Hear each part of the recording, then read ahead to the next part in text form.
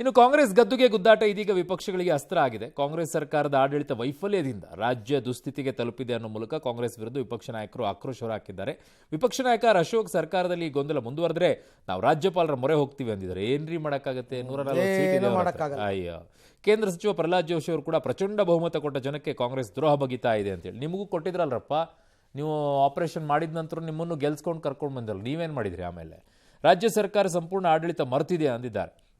ಮುಂದಿನ 6-7 ತಿಂಗಳಲ್ಲಿ ಯಾರು ನಿರೀಕ್ಷೆ ಮಾಡದೇ ಇರೋ ರೀತಿ ತೀರ್ಮಾನ ಆಗುವ ಬೆಳವಣಿಗೆಗಳು ರಾಜ್ಯದಲ್ಲಾಗೋದು ಇದೆ ಅಂತ ಕುಮಾರಸ್ವಾಮಿ ಅವರು ಬಾಂಬ್ ಹಾಕಿದ್ದಾರೆ. ಅಯ್ಯೋ, ನೀವು ಫಸ್ಟ್ ಪೆನ್ ಡ್ರೈವಲ್ಲಿ ಏನಿದೆ ತೋರಿಸಿ ಸರ್.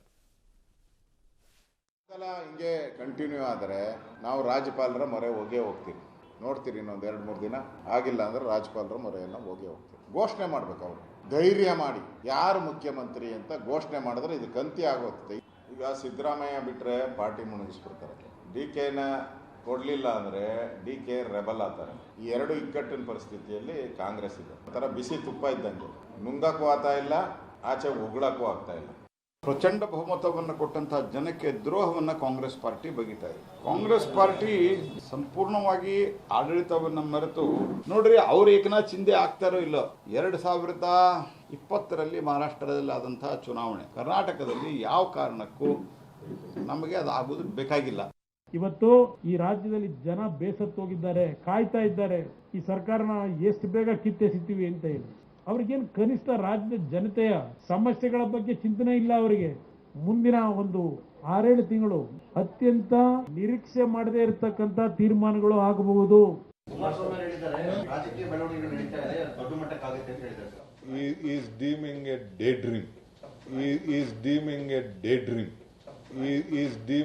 ಜೀನಿ ಸ್ಲಿಮ್ ರೆಫರ್ ಮಾಡ್ಬೇಕಾದ್ರೆ ಕಾರಣ ಏನಂದ್ರೆ ವೇಟ್ ಲಾಸ್ ಸಲುವಾಗಿ ನನ್ ಬಾಳ ಜನ ಕೇಳಿದ್ರು. ಫಸ್ಟ್ ನಾನ್ ತಗೊಂಡು ನನಗೆ ರಿಸಲ್ಟ್ ಬಂದ್ಮೇಲೆ ಆಮೇಲೆ ನಾನು ಜೀನಿ ಸ್ಲಿಮ್ ಇನ್ನೊಬ್ಬರಿಗೆ ಪ್ರಿಪೇರ್ ಮಾಡಿದ್. ಸುಸ್ತಾಗೋದು ಕಡಿಮೆ ಆಯ್ತು, ವೀಕ್ನೆಸ್ ಅದು ಏನೂ ಇಲ್ಲ, ಪೂರಾ ಹೆಲ್ದಿ ಅದೇನೆ. ವೇಟ್ ಜಾಸ್ತಿ ಇರೋರಲ್ಲಿ ಏನೇ ಡೌಟ್ ಇಲ್ಲದೆ 100% ಬಳಸಬಹುದು. ಪ್ರತಿದಿನ ನಮ್ಮ ಜೀನಿ ಸ್ಲಿಮ್ ನ ಯೂಸ್ ಮಾಡಿ ಯಾವುದೇ ಸೈಡ್ ಎಫೆಕ್ಟ್ ಇಲ್ದಂಗೆ ನೀವು ಸಣ್ಣ ಆಗ್ತೀರಾ. ಬಟ್ ಕುಮಾರಸ್ವಾಮಿ ಅವ್ರು ಹೇಳಿದ್ದು ನನ್ನ ಪ್ರಕಾರ ನನ್ಗನ್ಸಿರೋದು ಏನು ಬೆಳವಣಿಗೆ ಬಹುಮತ ಇರ್ಬೇಕಾದ್ರೆ ಆಗಲ್ಲ. ಬಟ್ ಈಗ JDS ರಾಜ್ಯದಲ್ಲಿ 3ನೇ ಸ್ಥಾನಕ್ಕೆ ತಳ್ಳಲ್ಪಟ್ಟಿರ್ತಕ್ಕಂಥ ಪಕ್ಷ. ಒಂದು, ವಿರೋಧ ಪಕ್ಷಗಳಿಗೆ ಏನು ಕೆಲಸ ಇರುತ್ತೆ, ಆಡಳಿತ ಪಕ್ಷದವರು ಅವ್ರು ಕೆಲಸ ಮಾಡ್ಕೊಂಡು ಹೋಗ್ತಾರೆ. ಅವ್ರಿಗೆ ಏನೂ ಕೆಲಸ ಇಲ್ಲ ಅಂದಾಗ ಕಾರ್ಯಕರ್ತರು ಒಂದು ರೀತಿ ಉತ್ಸಾಹವನ್ನು ಕಳ್ಕೊಂಡ್ಬಿಡ್ತಾರೆ. ಈಗ ಸದ್ಯಕ್ಕೆ ಯಾವುದೋ ಎಲೆಕ್ಷನ್ಗಳು ಬಂದಿಲ್ಲ, ಎಲೆಕ್ಷನ್ ಇಲ್ಲ. ಸೊ ಅಲ್ಲಿ ಸೇರಿದ್ದ ಕಾರ್ಯಕರ್ತರನ್ನು ಒಂದು ಸ್ವಲ್ಪ ಏನೋ ಮುಂದಕ್ಕೆ ಆಗುತ್ತಪ್ಪ ಅಂತ ಹುರಿದುಂಬಿಸುವ, ಅವ್ರನ್ನ ಉತ್ಸಾಹ ಭರಿತರನ್ನಾಗಿ ಮಾಡುವಂತಹ ನಿಟ್ಟಿನಲ್ಲಿ ಕುಮಾರಸ್ವಾಮಿ ಈ ಮಾತು ಹೇಳಿರ್ಬೋದು ಅಂತ ಅನ್ಕೋತೀನಪ್ಪ ನಾನು. ಕೇಂದ್ರ ಸಚಿವರು ನಾವು ಅಷ್ಟು ಸುಲಭವಾಗಿ ಅದನ್ನು ತಳ್ಳಿ ಹಾಕಕ್ಕಾಗಲ್ಲ. ಅರವಿಂದ್, ಕಾರ್ಯಕರ್ತರನ್ನ ಖುಷಿ ಪಡಿಸಕ್ಕೆ ಹಂಗೆ ಹೇಳ್ತಾ ಇದ್ದಾರೆ ಅನ್ನೋ ಮಾತ್ರಕ್ಕೆ ಅದು ಹಂಗಾಗ್ಲಿಕ್ಕಿಲ್ಲ.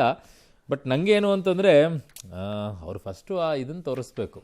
ಏನೋ ಅವತ್ತು ಕೇಂದ್ರ ಮಂತ್ರಿ ಆಗೋಕ್ಕಿಂತ ಮುಂಚಿತವಾಗಿ ಪೆನ್ ಡ್ರೈವ್ ತೋರಿಸ್ತೀನಿ, ಪೆನ್ ಡ್ರೈವಲ್ಲಿ ಇದೆ ಎಲ್ಲ ಅಂತ ಹೇಳ್ತಿದ್ರಲ್ಲ, ಆ ಪೆನ್ ಡ್ರೈವ್ ಆಚೆ ಬರಬೇಕು. ಇನ್ನೊಂದು ಕಡೆಗೆ ಇವರೆಲ್ಲ ಹೇಳ್ತಾ ಇದ್ರಲ್ಲ, ಈಗ ಏನೋ ಡೇ ಡ್ರೀಮಿಂಗ್ ಬಗ್ಗೆ ಮಾತನಾಡ್ತಿದ್ರಲ್ಲ ಮಾನ್ಯ DK ಶಿವಕುಮಾರ್ ಅವರೇ. ಅಂದರೆ ನೀವು ಮುಖ್ಯಮಂತ್ರಿ ಆಗಬೇಕು ಅನ್ನೋದನ್ನು ರಾತ್ರಿ ಕನಸಲ್ಲಿ ಕಾಣ್ತಾ ಇದ್ದಿದ್ದ, ಹಗಲಲ್ಲಿ ಕಾಣ್ತಾ ಇರೋದಾ? ಯಾವುದದು? ಯಾವ ಕನಸು? ಯಾವ ಕನಸು? ಗುರಿನ? ಕನಸ?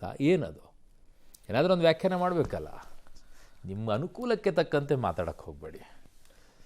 ರಾಜ್ಯ ಕಾಂಗ್ರೆಸ್ ಪಾಳಯದಲ್ಲಿ ಈಗ ದಿನಕ್ಕೊಂದು ಬೆಳವಣಿಗೆ. ಮಾಜಿ ಸಚಿವ KN ರಾಜಣ್ಣ ಪುತ್ರ MLC ರಾಜೇಂದ್ರ ರಾಜಣ್ಣ ದೆಹಲಿಯಲ್ಲಿ ಕೇಂದ್ರ ಗೃಹ ಸಚಿವ ಅಮಿತ್ ಶಾ ಅವರನ್ನು ಭೇಟಿ ಮಾಡಿದ್ದಾರೆ. ಸದ್ಯ ಇದು ಹೊಸ ಚರ್ಚೆಗೆ ಗ್ರಾಸವಾಗಿದೆ. ಈ ಕುರಿತು ಸ್ಪಷ್ಟನೆ ಕೊಟ್ಟ ರಾಜೇಂದ್ರ ರಾಜಣ್ಣ, ನಾನು ಅಮಿತ್ ಶಾ ಅವರನ್ನ ಭೇಟಿಯಾಗಿದ್ದು ಕ್ರಿಪ್ಟೋ ಚೇರ್ಮನ್ ಚುನಾವಣೆ ವಿಚಾರಕ್ಕೆ 2 ನಿಮಿಷಗಳ ಕಾಲ ರಾಜ್ಯದ ರಾಜಕೀಯ ಬಗ್ಗೆ ಕೇಳಿದ್ರು ಅಷ್ಟೇ ಅಂತ ಹೇಳಿದ್ದಾರೆ. ಈ ಮೂಲಕ ಅಮಿತ್ ಶಾ ಭೇಟಿಯ ಗುಸುಗುಸು ಚರ್ಚೆಗೆ ಪೂರ್ಣ ವಿರಾಮ ಹಾಕಿದ್ದಾರೆ. ಅಮಿತ್ ಶಾ ಅವ್ರನ್ನ ನಾನು ಭೇಟಿ ಮಾಡಿರುವಂಥದ್ದು, ನಾನು ನಮ್ಮ ರಾಷ್ಟ್ರೀಯ ಕ್ರಿಪ್ಟೋದ ಚೇರ್ಮನ್ ಎಲೆಕ್ಷನ್ ಇತ್ತು. ಸೊ ಚೇರ್ಮನ್ ಎಲೆಕ್ಷನ್ ಇದ್ದಂಥ ಸಂದರ್ಭದಲ್ಲಿ ನಾನು ಅಮಿತ್ ಶಾ ಅವ್ರನ್ನ ಭೇಟಿ ಮಾಡಿದ್ದೆ. ಅಮಿತ್ ಶಾ ಅವರು ಅರ್ಧ ಗಂಟೆಯನ್ನು ನನ್ನ ಹತ್ರ ಮಾತಾಡೋವಂಥ ದೊಡ್ಡ ರಾಜಕಾರಣಿನೂ ನಾನಲ್ಲ. ಸೊ ಅದರಿಂದ ಕೇಳಿದ್ರು, 1-2 ನಿಮಿಷಗಳ ಕಾಲ ರಾಜ್ಯದ ರಾಜಕೀಯ ಮಾತಾಡಿರೋವಂಥದ್ದು ಸತ್ಯ.